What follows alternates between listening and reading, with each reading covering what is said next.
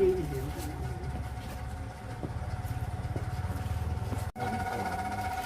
้องรอรถไหลมามันรถมันออกไปพร้อมกันแล้วออกคันแรกนี่5 โมงแล้วก็คันสุดท้ายนี่ประมาณทุ่มก็ต้องไหลให้มันครบหมด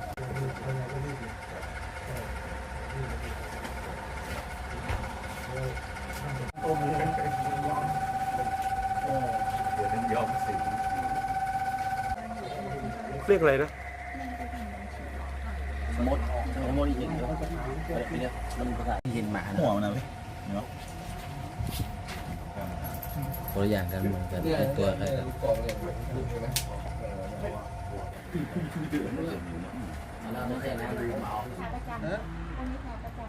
แล้วอยู่ๆหูมันจะได้เยอะขนาดนี้มันไม่น่าเป็นไปได้นะ แค่ตัวเดียวนึง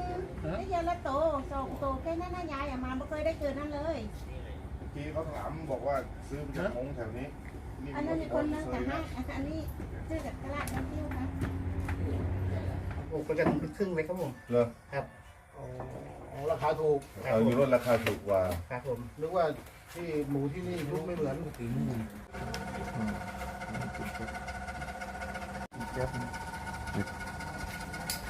มี2 แถว อ๋อเป็นแก๊ปนั้นเลย